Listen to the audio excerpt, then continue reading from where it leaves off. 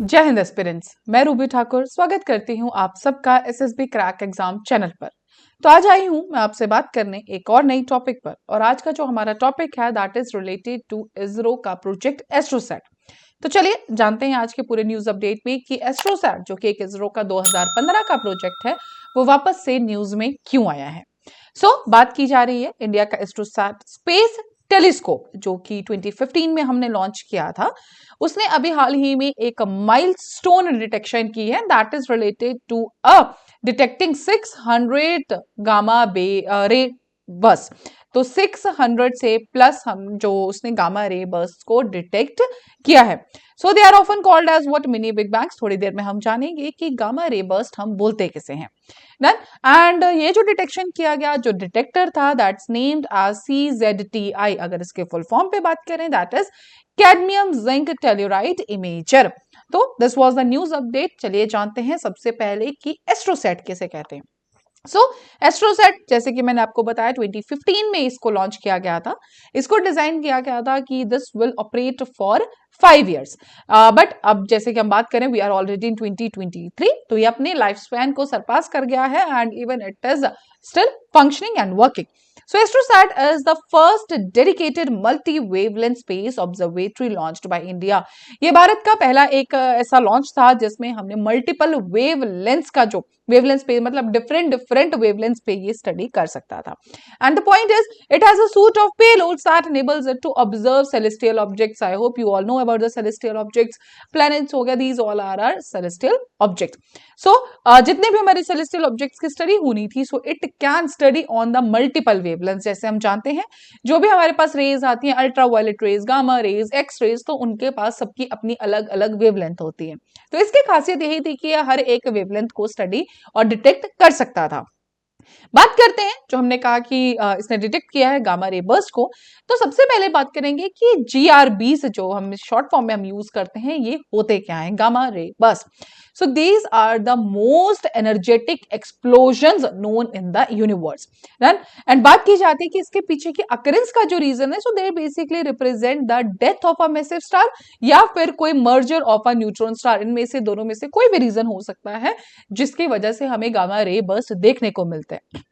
सबसे बड़ी बात यह है कि जितनी एनर्जी गामा रे बर्स्ट एक फ्रैक्शन ऑफ सेकंड्स में रिलीज करता है, क्योंकि जब भी गामा रे बर्स्ट का हमें फिनोमेनन देखने को मिलेगा it will be lasting for a fraction of minutes and rarely to rare एक कुछ मिनट्स के लिए जा सकता है। दिस इज द रीजन है कि ये जितना ये एनर्जी उतना फ्रैक्शन ऑफ सेकंड्स में एमिट करता है उतनी एनर्जी सन अपने पूरे लाइफ टाइम में भी एमिट नहीं कर सकता। द पॉइंट इज यहाँ पे आप लोगों को समझना ही है कि see how much energy it is gamma ray burst की हम बात करें। दिस इज द एनर्जी की पूरा सन भी पूरे उसमें इसको नहीं कर सकता है। Clear? The recent detection of the 600th GRB by AstroSat CZTI detector, जो मैंने आपको डिटेक्टर की बात की, is a remarkable achievement। तो बात करें CZTI जिसने डिटेक्ट की है ये GRBs को, it is a cadmium zinc telluride imager, is a detector on board AstroSat। AstroSat के साथ it was onboarded on it for detecting a gamma ray burst। The astounding success of AstroSat has motivated several institutes to propose the development of a next generation GRB space telescope।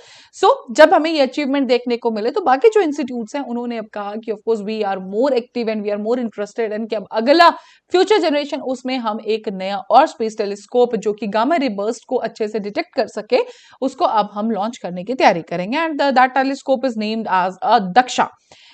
If उनका कहना ये है जो दक्षा के लिए बात की गई है कि अगर जो दक्षा है उसको अप्रूव कर दिया जाए एंड उसके ऊपर काम शुरू कर दिया जाए और उसको लॉन्च कर दिया जाए तो it will surpass as a world wide में किसी के अंदर कैपेबिलिटीज नहीं है जो एज पर जो दक्षा के बारे में सोचा गया है जो दक्षा के अंदर हमें देखने को मिलेगी। एक और चीज एज विद कंपेयर्ड CZTI के साथ कि जो CZTI ने 8 साल में किया Daksha can do it in only 1 year। This was the thing which was presented by the various institutes कि दक्षा हमारे लिए अब क्यों और ज्यादा इंपॉर्टेंट है।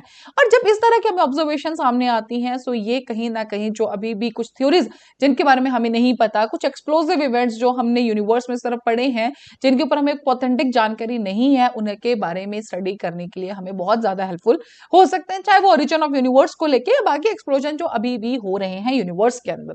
बात करें इंडिया के लिए तो जैसे कि हम जानते हैं इंडिया इस टाइम टाइम पे स्पेस और टेक्नोलॉजी पे एकदम हाइक पे है।